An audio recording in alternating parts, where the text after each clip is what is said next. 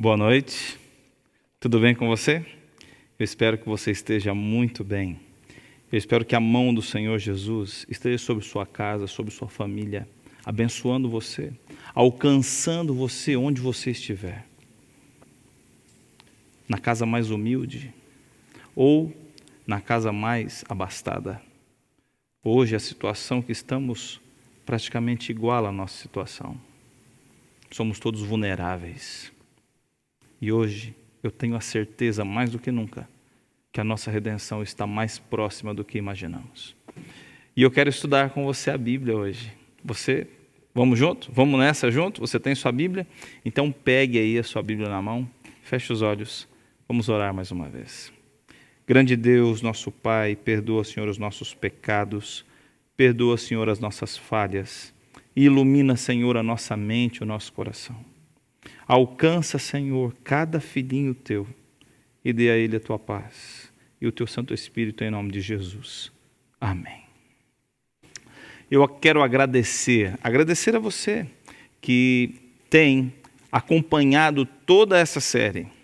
São 4 episódios de uma série que o tema é as parábolas de Jesus, ou são as parábolas de Jesus, acho que fica melhor.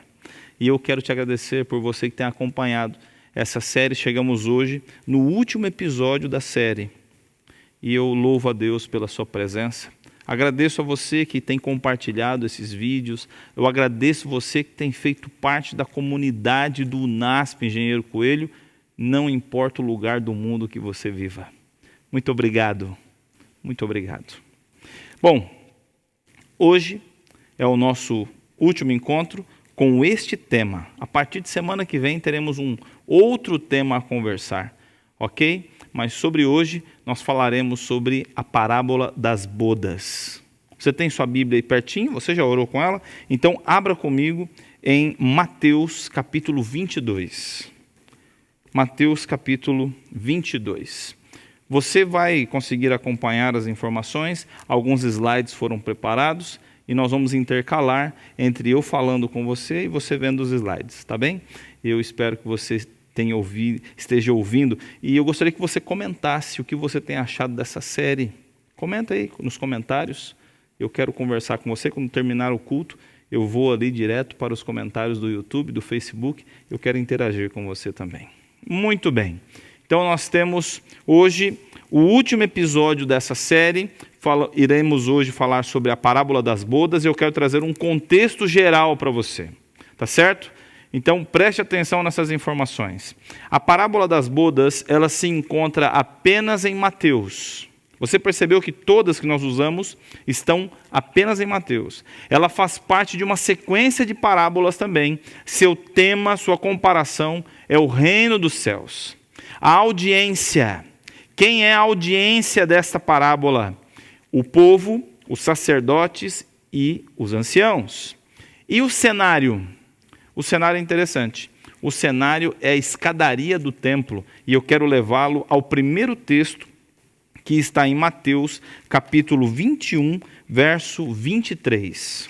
Acompanha comigo. Vai dizer assim: tendo Jesus chegado ao templo, estando já ensinando, acercaram-se dele os principais sacerdotes e anciãos do povo, perguntando: com que autoridade faz essas coisas? E quem te deu essa autoridade?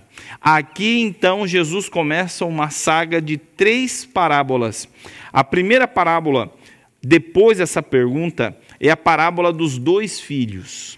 Jesus, para chegar na parábola das bodas, ele prepara o coração do povo com mais 2 parábolas. E dessas 2 parábolas, nós temos lições interessantes, porque Jesus é bem direto no seu público. Ele é direto ao público que quer falar. Quer ver? Acompanhe comigo aí. Ainda no capítulo 21, eu vou pedir para você ler junto comigo o verso 31. E ele vai dizer assim: qual dos 2 fez a vontade do Pai? Disseram: o segundo, declarou Jesus. Em verdade vos digo que publicanos e meretrizes os precederão no reino de Deus. Nós encontramos Jesus falando diretamente ao coração dos líderes do povo. Mas não só dos líderes. também daqueles chamados convertidos. As 4 parábolas, contando com essa que estudamos, fala direto ao coração daqueles que já foram alcançados pelo Evangelho. É para você e para mim. Principalmente pelo momento que vivemos, que acredito eu ser o grande megafone de Deus, chamando você para voltar a ter atenção nas coisas celestiais. Ok? Então, na primeira parábola, ele já avisa, falou, olha, escutem aqui, vocês líderes, vocês que se acham santos, vocês que já foram chamados, publicanos e meretrizes, passaram na frente de vocês. Isso deve ter mexido com esse público. A segunda parábola é a parábola dos lavradores maus. E eu chamo a sua atenção para o verso 45 dessa parábola, que vai dizer assim: os principais sacerdotes e fariseus, ouvindo esta parábola, entenderam que era a respeito deles que Jesus falava. Você percebe que a audiência de Cristo entendeu, que era a intenção mesmo de Cristo, que eles entendessem, porque agora a terceira parábola, a qual nós passaremos um pouquinho mais de tempo, tanto quem está falando, que é Jesus, sabe o que quer passar de informação, e quem está recebendo entende que é para eles essa mensagem. Então agora nós entramos direto no capítulo 22, no verso 1. Você pode acompanhar pela tela, vai dizer assim: de novo entrou Jesus a falar em parábolas e disse-lhes: o reino dos céus é semelhante a um rei que celebrou as bodas do seu filho. Muito bem, você percebe que todas as parábolas que estudamos têm como comparação o reino dos céus, ok? Mas essa em especial, ela traz mais informações que as demais. Por isso, quem sabe, seja essa uma das parábolas mais estudadas da cadeia que estudamos de parábolas. E nós vamos pegar também, como fizemos as outras vezes, decodificando as imagens, as figuras ali. Então, quem seria esse rei que prepara a festa das bodas do filho? Esse rei é Deus. Deus é esse rei. E quem é o filho que tem seu casamento preparado? É Jesus Cristo. Jesus é o noivo. A pergunta é: quem seria a noiva? Quem é a noiva dessa festa de casamento? E eu vou convidar você a ir comigo até Apocalipse, capítulo 21, versos 2 e 9. Você pode vir comigo? Apocalipse, capítulo 21, versos 2 e 9. A minha tradução vai dizer o seguinte: vi também a cidade santa, a nova Jerusalém, que descia do céu, da parte de Deus, ataviada como noiva, adornada para o seu esposo. E o verso 9 vai dizer assim: então veio um dos 7 anjos, que tem as 7 taças, cheias dos últimos 7 flagelos, e falou comigo, dizendo: vem, mostrar-te-ei a noiva, a esposa do Cordeiro. Então, nessas palavras, cujo o assemelhar é o reino dos céus, já entendemos uma coisa. A primeira, nós, igreja, nós, como indivíduos, não somos a noiva da história. A noiva é a nova Jerusalém. Ok? Isso é importante sabermos. O verso 3 da parábola, voltando para Mateus capítulo 22, vai trazer também informações interessantes para nós. Vai dizer assim, olha: então enviou seus servos a chamar os convidados para as bodas, mas eles não quiseram vir. Veja que interessante. Vamos analisar bem esse texto.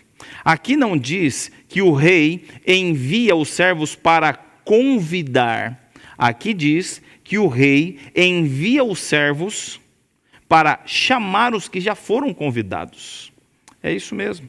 O rei aqui não chama pessoas que não sabem desse casamento, que não sabem dessa promessa. Sabe, amigo, sabe, amiga, quando nós vamos para o contexto geral do qual Jesus está usando para falar dessa parábola para o seu auditório, para o seu público. Eles eram pessoas que estavam aguardando o Messias, a restauração da Nova Jerusalém. No livro de Jeremias, a partir do capítulo 33, 34, nós encontramos uma figura de linguagem, quando o profeta Jeremias, no verso 40, vai dizer o seguinte, que esta Jerusalém nunca mais será destruída, nem desolada. E isso ele fala depois que o povo já está cativo. Então existia uma expectativa. Nós vimos isso no estudo de Daniel, da lição da escola sabatina. Tudo que Daniel esperava era que os 70 anos passassem para que a cidade fosse reedificada. Havia uma expectativa na reconstrução da cidade e na vinda do Messias. Portanto, esse público, esses convidados, eles conheciam o momento. Eles sabiam o que esperar. Mas o que o texto diz sobre eles? O que o texto vai dizer? O texto diz que eles não quiseram ir. Vamos decodificar também essa parte. Quem seriam os servos? Esses servos, segundo a própria interpretação de Cristo, podem ser os discípulos que foram enviados com a mensagem das boas novas pelo próprio Cristo. No capítulo 9 de Lucas, nós temos Jesus enviando os 12 e dizendo para eles, vocês não vão levar nada. Vocês vão entrar numa cidade, vocês vão falar do reino dos céus, dou a vocês o poder para falar. E eles saem, os 12, e depois voltam contando os seus relatos. No capítulo 10 de Lucas, Jesus envia agora os 70. E qual é a mensagem dos discípulos? O Messias chegou. O noivo chegou. Chegou o noivo. Venham ouvir suas palavras. Preparem-se, pois o Messias está aqui. O reino dos céus chegou. Mas qual foi a reação do povo? Não quiseram ver. Quem eram os convidados? Segundo a própria parábola, o auditório ao qual os 12 e os 70 vão pregar são os judeus, das grandes cidades impenitentes que o próprio livro de Lucas vai citar. Os discípulos, os 12 e os 70, são os que vão convidar, são aqueles que vão convidar as pessoas para refazer seu laço de relacionamento com Deus. Mas eles não quiseram ver. Eles quiseram continuar abraçados com as tradições que viviam, com uma vida medíocre que viviam. Pois muitas vezes nós nos acostumamos com o nosso estilo de vida sofrido, com aquela desculpa de que Deus faz se Ele quiser ou se Ele não quiser. E esquecemos que o chamado de Deus para a nossa vida está acontecendo hoje, está acontecendo agora. Esse é o primeiro convite que o rei faz. Nós encontramos então no verso 4 a 6 da parábola, eu peço que você me acompanhe, que vai dizer assim: então enviou ainda outros servos com esta ordem: dizei aos convidados, eis que já preparei meu banquete, os meus bois e cevados já foram abatidos, e tudo está pronto, vinde às bodas. Então, eles, porém, não se importaram e se foram. Um para o seu campo, outro para o seu negócio. E os outros, agarrando os servos, os maltrataram e mataram. Aqui nós podemos observar que existe um segundo convite do rei. Se você prestar bem atenção no texto, você vai perceber que os servos são outros, mas os convidados são os mesmos. Aqui pode ser uma referência direta que Jesus está fazendo ao período pós-Pentecostes, quando os discípulos são enviados pelo próprio Cristo em Atos capítulo 1, verso 8, quando ele diz para serem as testemunhas e irem e começarem por Jerusalém, Judeia, Galileia e confins da terra. E ali eles são enviados, e não são enviados para falar a todas as nações inicialmente. Eles são sim enviados para falar primeiro às ovelhas perdidas de Israel. No período em que Cristo viveu nessa terra, encarnou e viveu aqui entre nós, nós tínhamos judeus espalhados pelos 4 cantos da terra. E esses discípulos vão até os judeus trazer a mensagem de esperança que os próprios estavam esperando, estavam estudando. Alguns historiadores vão dizer a respeito desse período que o livro mais estudado durante a permanência de Cristo aqui era o livro de Daniel, que nós vimos agora na lição passada, que dava a data praticamente certa da vinda do Messias. Mas o que me entristece nesse texto é que vai dizer que eles não fizeram caso do convite do rei. Não fizeram caso. E isso nós encontramos no verso 5. Eles, porém, não se importaram. Não se importaram. Aqui, algo que devemos observar, que o mais importante não é o convite, mas é quem está convidando.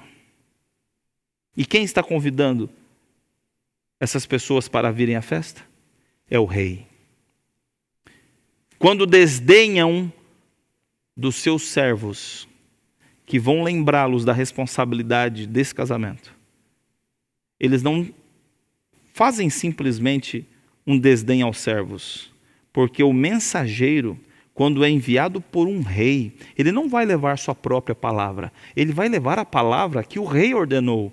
Então, no tempo antigo, quando alguém maltratava um mensageiro, era uma forma de dizer que ele queria fazer aquilo ao rei, que enviou a mensagem. Quando esses homens negaram dar ouvidos à mensagem desses mensageiros, desses servos, eles estavam sim virando as costas para esse grande rei, que nós sabemos que é Deus. Deus é o grande rei. E mais, vai dizer que cada um foi para o seu campo e outro vai para o seu negócio. Acabaram colocando o chamado de Deus para uma vida diferente, para uma vida com propósito, em segundo plano. É como se o Senhor Jesus hoje chamasse você, falasse assim: filho, sai dessa vida e me segue. E falássemos assim: Senhor, eu ainda tenho minha faculdade para terminar. Eu ainda tenho meu financiamento para pagar. Sabe, quando Jesus chama, ele se responsabiliza pelo resto. Talvez hoje soframos tanto porque não confiamos no chamado de Deus. Muito bem, aqui vai citar que esses servos agarraram e mataram os mensageiros de Deus, esses convidados, perdão. E nós podemos simbolizar ambos, esses que foram maltratados e mortos, como Estevão e Tiago, que depois do Pentecostes receberam o dom do Espírito Santo para pregar com poder. E nós podemos perceber ali que Estevão, quando você estuda em Atos o discurso de Estevão, você encontra uma defesa a respeito de toda a cronologia que chega até o Messias. E ele vem trazendo todas as promessas. Mas quanto mais da Bíblia Estevão falava para as pessoas de autoridade religiosa naquela época, parece que mais se enraiveciam. Porque não tem nada pior para um cristão morno se deparar com alguém que entrega a sua vida totalmente a Jesus Cristo. Talvez eu esteja falando com você agora. Eu não gosto da ideia do primeiro amor. O amor é um só. Nós o deixamos esfriar. Mas deveríamos sim pedir a Jesus Cristo que aquecesse de novo a fornalha da nossa fé. Não desdenhe das pessoas que vêm com toda a vontade de servir ao Senhor. Ao contrário, motive, se permita contagiar por essa fornalha de vontade de fazer algo por Cristo. Permita que Deus reaqueça a fornalha do desejo de servi-lo em sua vida. Permita hoje que Ele faça isso. Tiago também, preso, morto, porque pregava o Evangelho. Ainda vamos conversar um pouco sobre o fim dos discípulos. Como foi o fim de cada discípulo que nós temos relatado pelas tradições bíblicas e pela Bíblia em si. Mas não hoje, em outro momento. O verso 7 e 8 trazem informações interessantes. Então nós temos 2 convites do rei até agora, e os 2 foram negados. Interessante no verso número 4 e 5, que o rei vai dizer o seguinte: já está tudo pronto, a festa está pronta, os animais já foram abatidos, é só vocês virem a festa. Você não precisa trazer nada, é só você vir, é só aceitar o convite. É notório que o rei quer compartilhar tudo que ele preparou com os convidados.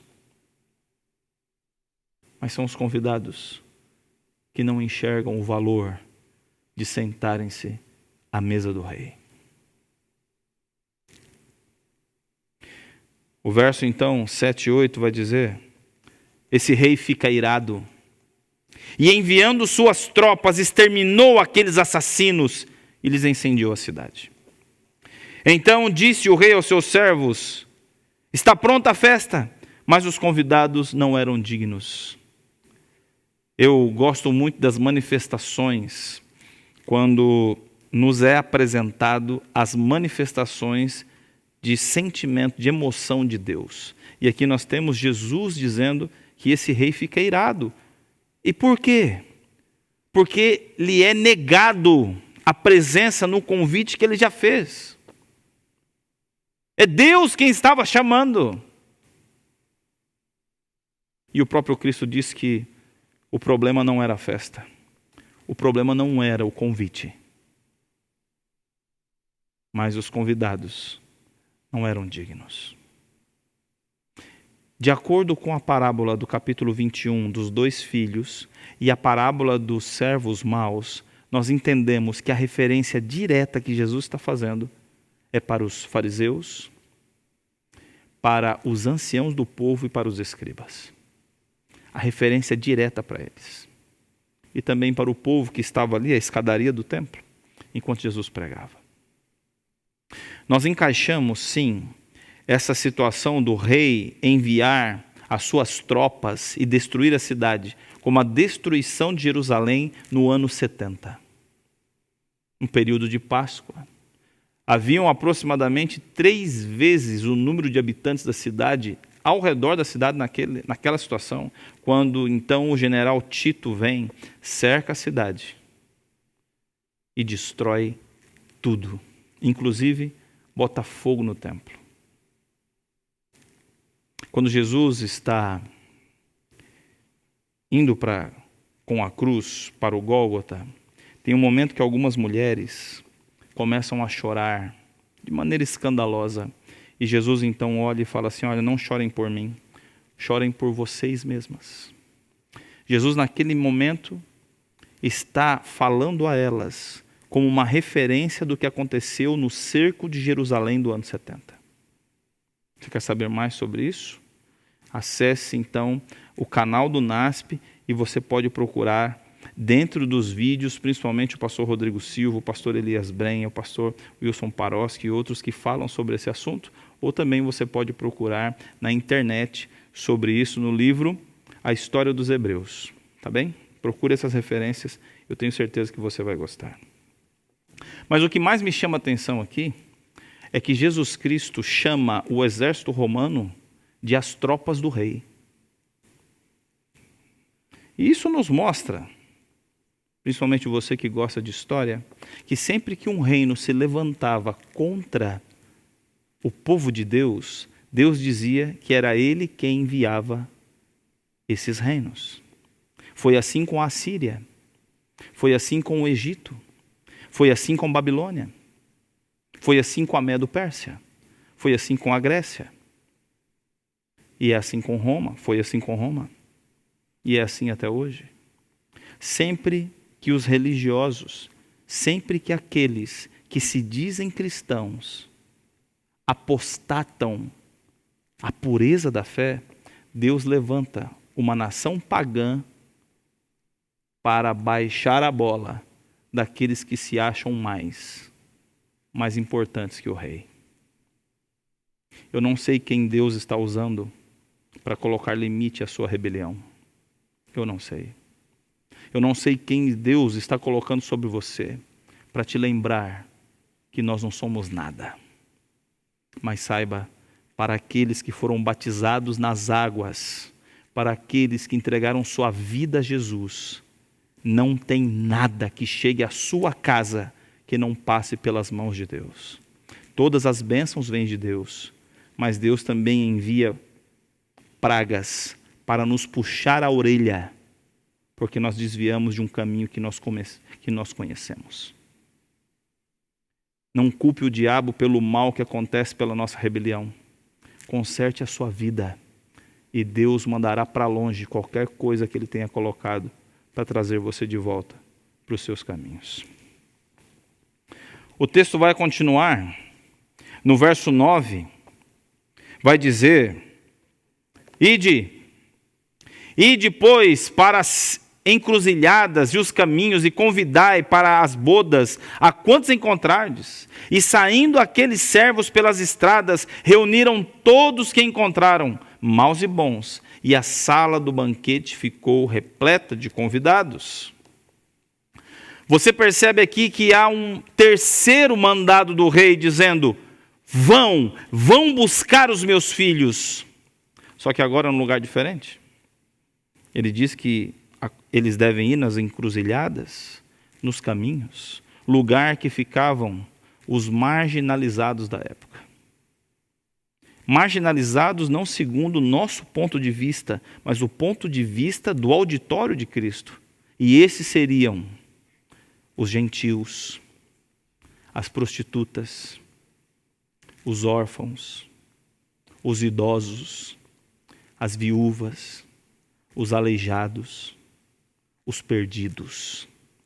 O rei diz o seguinte: os convidados que eu preparei, que eu avisei, que eu trabalhei o conteúdo, não eram dignos, então agora convide todo mundo. Convide a todos. O rei quer celebrar uma festa, o rei quer pessoas ao redor da sua mesa, se alimentando do seu pão. E ele manda que chamem qualquer pessoa. E vai dizer que eles reúnem todos na sala do banquete, maus e bons. O que eu quero chamar a atenção para você é de uma missão que nós somos convocados. Preste atenção nessa frase. Não fomos chamados para selecionar, fomos chamados para convidar. Você e eu, nós não fomos chamados para escolher a quem convidamos para o banquete. Nós fomos chamados por Deus para convidar todos, todas as pessoas. E eu quero dizer a você, meu querido amigo, minha querida amiga, presta atenção aqui agora na minha voz, olha aqui nos meus olhos. Presta atenção. Eu não sei por que é uma inibição tão grande da nossa parte de compartilhar do que Jesus Cristo tem feito por nós, com a nossa família, com os nossos vizinhos, com os nossos colegas de trabalho. Nós não fomos chamados por Deus para selecionar quem nós queremos que seja salvo por Cristo. Nós somos convidados, ou melhor, nós somos enviados para convidar todos. Todos. Doentes, pessoas com deficiência, drogados, bêbados, mulheres de prostituição, todos. Isso me faz coçar internamente quando nós olhamos para as pessoas que vêm a primeira vez na casa do Senhor e não sabem nem que roupa colocam e acabam colocando a melhor roupa que tem, que não é a roupa tradicional que nós estamos acostumados a ver. Colocam sim seus adornos, estão se preparando da melhor forma para encontrar com o Salvador, que ouviram alguém falando. E quando chegam na casa do Senhor, recebem um olhar de julgamento e reprovação. Não seja um instrumento do diabo dentro da igreja de Deus, impedindo que sejam transformados aqueles que são chamados como estão do lugar que vieram. Nós deveríamos ser a extensão dos braços de Cristo e não os fariseus da igreja. Você não foi chamado para ser um juiz, você foi chamado para ser um mensageiro, uma testemunha. Pensa nisso. Agora não tem como vir à igreja, mas isso não vai durar para sempre. Daqui a pouco isso vai passar. E quando passar, eu estou te pedindo, estou te implorando, muitos que estão assistindo esse momento, esse vídeo, vão procurar, quem sabe, a sua igreja. Não seja um juiz, seja uma testemunha. Permita que o amor de Jesus abrace essa pessoa através dos seus braços. O texto continua, e eu quero trazer uma citação para você. Você pode acompanhar comigo? Essa citação está no livro Parábolas de Jesus, página 309. Vai dizer assim, olha, acompanhe comigo. A classe primeiramente convidada não podia, como pensava, sacrificar os privilégios mundanos para comparecer ao banquete do rei. E entre os que aceitaram o convite, havia muitos que pensavam somente em se beneficiar. Foram para partilhar as provisões do banquete, mas não tinham desejo de honrar o rei. Você percebe a profundidade dessas palavras? E aqui eu sublinhei algumas palavras. Primeiramente, os primeiros grupos. O primeiro grupo que foi convidado não estavam prontos a sacrificar suas conquistas. E o segundo grupo, dos que vieram, nem todos vieram pela importância do convite do rei, mas vieram para aproveitar do benefício de estar junto na festa do rei. A igreja é um lugar assim. A parábola vai dizer que a sala estava cheia de pessoas boas e pessoas más. E quem seleciona as pessoas como boas ou más é o narrador da história, Jesus Cristo. E se você acompanhou a parábola do último domingo, você percebeu que o trigo não rotula o joio e o joio não rotula o trigo. Entre eles, não há classificação de quem é quem. É Deus quem classifica ambos. Não somos nós que classificamos as pessoas. É Deus quem as classifica. É Deus. Versos 11 e 12 vão dizer assim: entrando, porém, o rei para ver os que estavam à mesa, notou ali um homem que não trazia veste nupcial. E perguntou-lhe, amigo, como entrastes aqui sem veste nupcial? E ele emudeceu. Sabe, aqui nós temos um ponto importante. Todos estavam na sala do banquete, todos. Depois que todos estão lá, segundo a classificação de Cristo, bons e maus, nós encontramos o rei indo fazer o quê? Qual é o verbo que está sublinhado aí nessa tela? Qual que é o verbo? O verbo ver. Jesus Cristo diz que há um tipo de juízo da parte do rei. Não são os convidados que julgam quem é bom, quem é ruim. É o rei quem julga. É o rei que vem verificar o estado daqueles que ali estão. é o rei que classifica os convidados.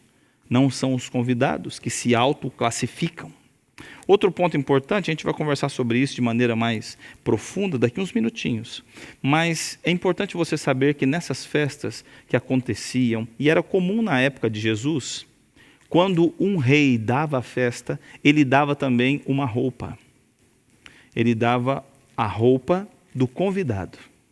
E essa roupa costumava ser de linho, branca. E todos que entravam na festa ganhavam essa roupa para usar. Diferente do nosso Ocidente, no Oriente, a pessoa mais importante do casamento não é a noiva, é o noivo. Portanto, na festa do casamento, todos vestiam uma roupa semelhante. Apenas a noiva e o noivo tinham roupas diferentes. Era o destaque. Mas nós encontramos esse homem negando usar a roupa que ele recebeu para usar e estar na presença do rei.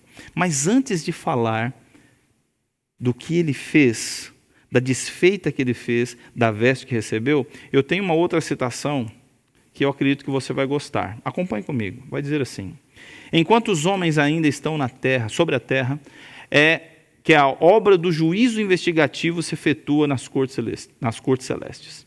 A vida de todos os seus professos seguidores é passada em revista perante Deus. Todos são examinados de conformidade com o relatório nos livros do céu, e o destino de cada um é fixado para sempre, de acordo com os seus atos. Sabe o que nós percebemos aqui?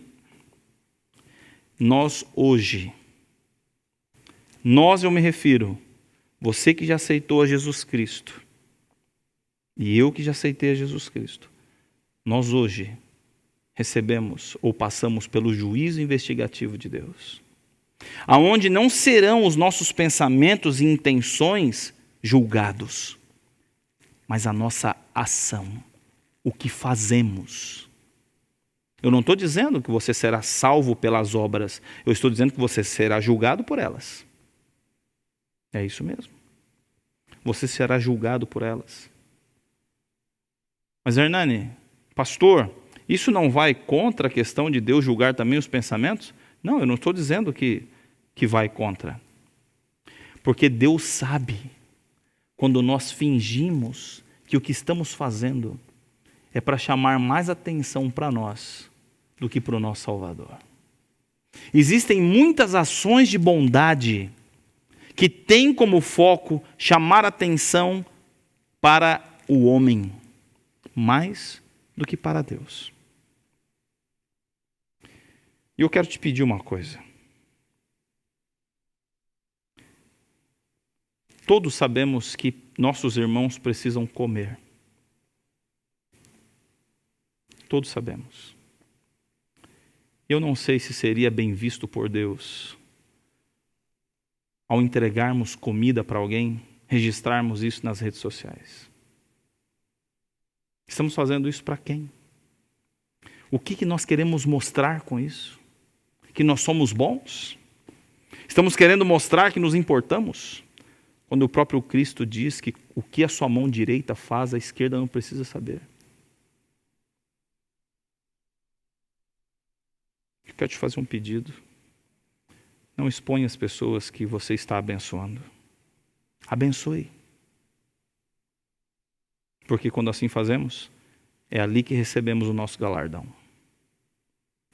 É ali. Cristo não chamava as grandes multidões para, depois que curava, dizer, olha aqui o que eu fiz. Ele deixava as pessoas falarem do que ele fez. Ele não autoproclamava suas ações. Ele permitia que as multidões fizessem isso. O texto vai continuar, fala desse um homem. Capítulo 22, versos 11 e 12 ainda. Um homem que não trazia veste nupcial. Esse homem não tem um artigo definido ligado ao seu nome. Porque ele pode ser você e eu. Ele pode ser qualquer pessoa. E o rei percebe que ele não vem com o traje, ele não vem com a roupa. E olha para ele e fala assim: mas como você entrou aqui? Como que você entrou aqui sem as vestes nupciais? E qual foi a resposta dele? Ele emudeceu. O que seriam essas vestes? Recebidas, dadas, doadas, presenteadas pelo rei ao convidado. Vamos deixar a Bíblia responder essa. E eu convido você a ir comigo em Apocalipse, capítulo 18, verso 9. Você tem aí, está na tela, acompanha comigo, vai dizer assim, olha... Pois, isso é João escrevendo, pois lhe foi dado vestir-se de linho finíssimo, resplandecente e puro, porque o linho finíssimo são os atos de justiça dos santos. Então me falou o anjo, escreve, bem-aventurado aqueles que são chamados à ceia das bodas do Cordeiro. Sabe, meu querido amigo, minha querida amiga, estas vestes são a justiça de Cristo, da qual Deus quer nos vestir. Porque você sabe o que são nossas vestes? Trapos de imundícia. Quando esse convidado escolheu não usar as vestes que recebeu, ele estava dizendo para o rei que as suas vestes eram mais importantes. Na época não tinha loja da Havan, não tinha nenhuma outra loja, não tinha um shopping, não tinha nenhuma loja lá. Eles mesmo faziam suas roupas ou encomendavam suas roupas. E quando ele deixa de colocar a do rei para colocar aqui, ele tinha, aqui quem sabe ele tenha fabricado, ele tenha comprado com o seu esforço. Ele está dizendo, o que vale para mim, rei, é o que eu faço. Eu fico pensando nisso. E eu quero falar a você, amigo, a você, amiga, que acha que por viver uma vida diferente, você seja melhor diante de Deus. Você não é. Porque diante de Deus, somos todos pecadores. Nenhuma mudança de vida pode nos fazer melhores diante de Deus. A única coisa que nos faz dignos de estarmos à mesa com o rei é a veste da justiça de Cristo, que é doada, dada, oferecida sobre nós. Cobre os nossos trapos de imundícia, que são as nossas obras. E eu estou na presença do rei, mas não pelos meus próprios méritos, mas pelos méritos de Cristo. Muito bem. Eu acho que eu acabei voltando sem querer aqui. Ele é perguntado a ele, como entraste aqui sem a veste nupcial? E vai dizer que ele emudece. E eu convido você a ir comigo no texto que eu já citei aqui de memória, mas quero que você leia comigo na Bíblia. Está em Isaías 64:6, e eu fiz questão de não escrever esse texto no slide, para que você abra a sua Bíblia e veja esse texto aí. Ok? Você abriu, encontrou, vai dizer assim... Isaías capítulo 64, verso 6. Mas todos nós somos como imundo, e todas as nossas justiças como trapo de imundícia. Todos nós murchamos como a folha, e as nossas iniquidades, como o vento, nos arrebatam. Não há nada que façamos. Apenas a justiça de Cristo que nos é dada. É suficiente para te fazer digno de estar diante do rei. E entre nós, todos sabemos que as vestes que recebemos não é por nossos méritos. Por isso nós não devíamos nos tratar com indiferença. Deveríamos sim nos tratar com compaixão. Com compaixão. Com compaixão. Porque sabemos que toda influência que temos sobre as pessoas não é por nossas obras, mas é pela obra de Deus através de nós. Assim como as vestes que são colocadas sobre nós. Vai dizer que ele emudece.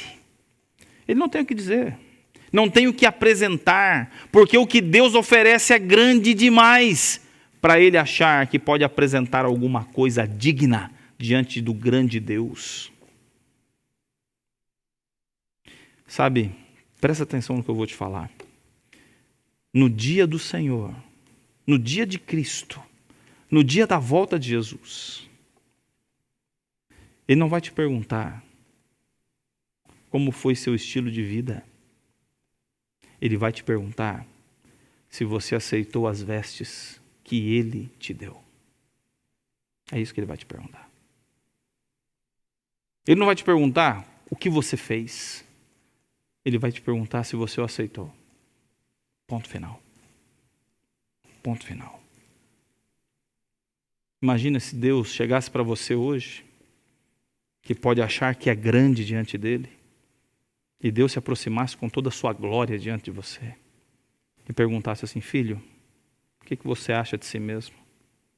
O que poderíamos dizer quando olhamos para Deus, para Cristo, sua bondade? O olhar de Cristo descrito nas Escrituras é um olhar penetrante, amoroso, de compaixão. Eu acredito que eu teria vergonha de estar diante de Deus, como tenho, porque não somos nada, somos pó e barro. O nosso valor diante das nossas obras é tão grande quanto a poeira nas unhas de um agricultor. Mas quando somos vestidos pela veste de Cristo, são seus méritos que nos fazem dignos de estarmos à mesa com o Pai. Veja essa citação, acompanha. O homem que foi à ceia sem as vestes de bodas representa a condição de muitos hoje em dia. Professam ser cristãos e reclamam as bênçãos e privilégios do Evangelho. Contudo, não sentem a necessidade de transformação de caráter. Nunca sentiram verdadeiro arrependimento dos pecados. Não reconhecem a necessidade de Cristo, nem exercem fé nele. Não venceram suas inclinações para a injustiça, herdadas e cultivadas, contudo, pensam ser bastante bons em si mesmos e confiam em seus próprios méritos em vez de nos de Cristo. Como ouvintes da palavra, vão ao banquete, mas não tomaram a veste da justiça de Cristo. Seria esse você e eu? Quando você olha para Cristo, o que você vê? Sabe, talvez, e isso foi comentado na última lição da Escola Sabatina aqui, feita ao vivo, quanto mais nos achamos melhores, mais distantes estamos da palavra de Deus. Porque ela é luz que ilumina o meu caminho. A palavra de Deus me ilumina e mostra onde eu estou, mostra a minha qualidade. Ela ilumina os caminhos que eu vou seguir. Mas quando estamos distantes desta palavra, achamos que nem precisamos mais dela. Tem mais um texto para lermos. Sabe, esse homem, ele se sentiu na qualidade de escolher suas ações. Mas o verso 13 e 14 vão trazer as ações do rei sobre ele. Acompanhe comigo mais o verso 13 e 14 dessa parábola que vai dizer: então ordenou o rei aos serventes: amarrai-o de pé e mãos e lançai-o para fora, nas trevas, ali haverá choro e ranger de dentes, porque muitos são chamados, mas poucos os escolhidos. Sobre esse último verso a gente vai conversar ainda, apesar de estamos praticamente no fim dessa mensagem. Mas o que eu quero chamar sua atenção é para a forma com que esse homem que escolheu não agir, colocando suas vestes, agora que é encontrado diante do rei em falta, o rei ordena que ações sejam tomadas sobre ele. Isso me deixa assim pensativo. Somos livres para escolher o que quisermos, apesar de Deus esperar que você escolha entregar essa decisão, esse poder da livre escolha nas mãos dele. Mas você é livre, até chegar o dia que o rei verá nossas faltas E agora nós não teremos mais os nossos instrumentos de ação à nossa disposição, ilustradas nessa parábola como os pés e mãos, instrumentos de ação do ser humano. Mas o que nós encontraremos é Deus colocando e nos tornando como passivos em nossas escolhas, porque iremos gozar das escolhas que já fizemos.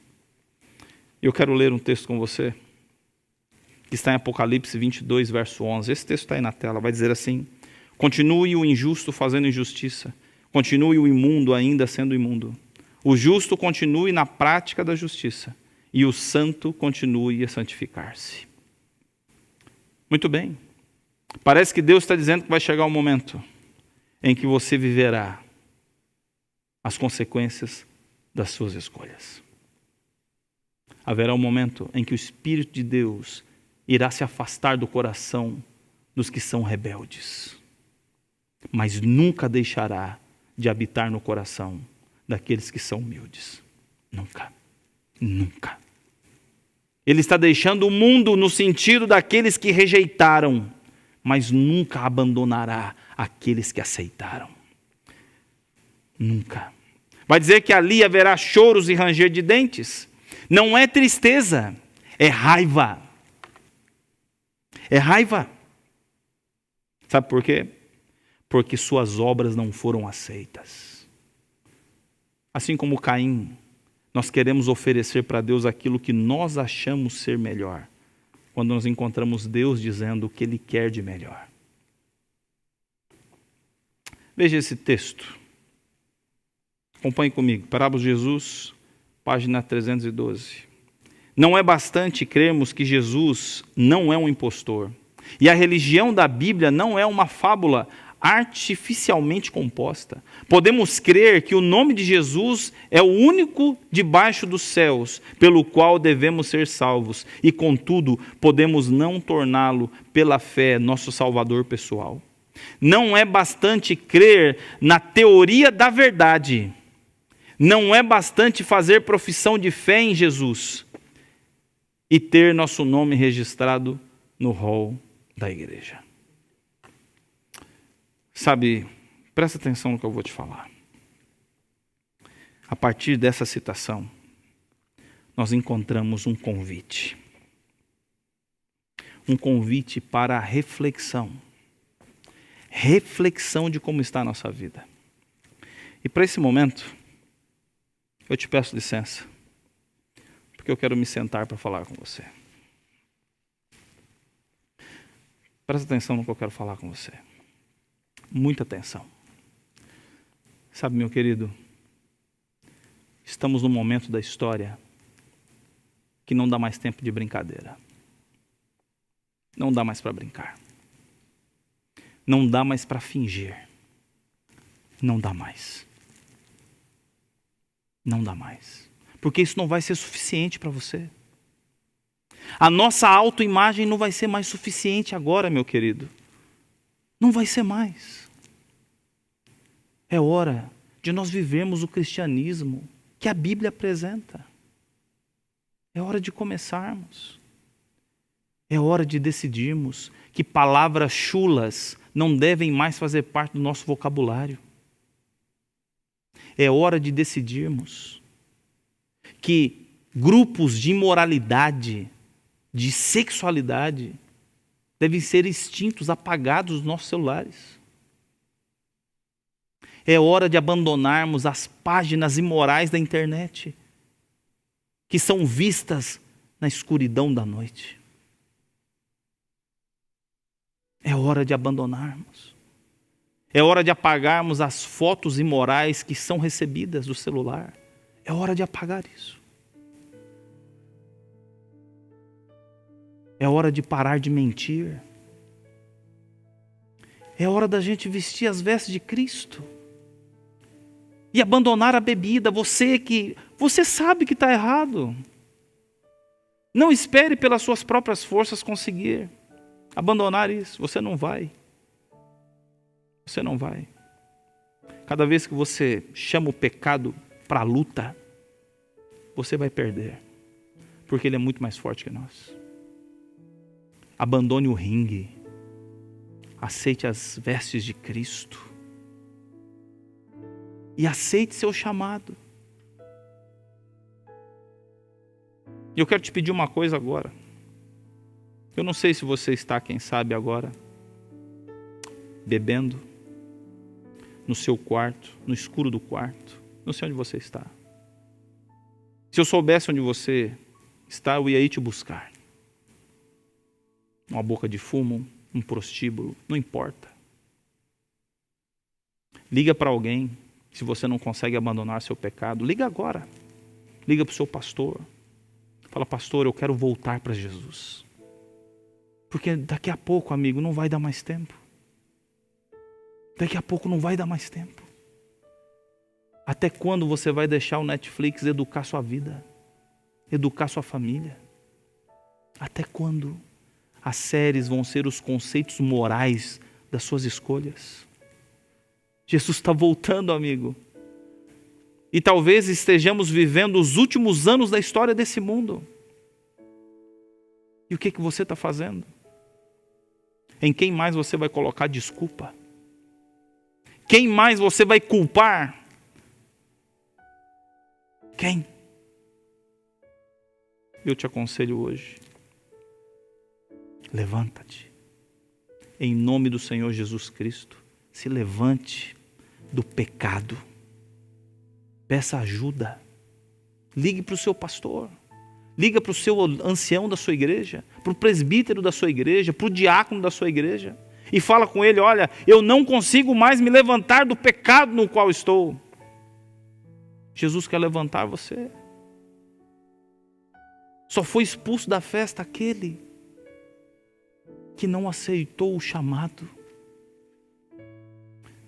Não seja você esse, meu querido. Não seja você.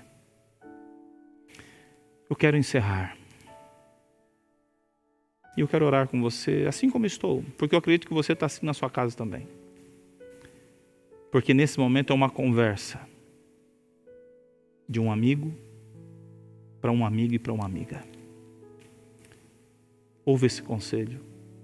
Peça a Deus forças. Peça a Ele forças para você abandonar uma vida de pecado.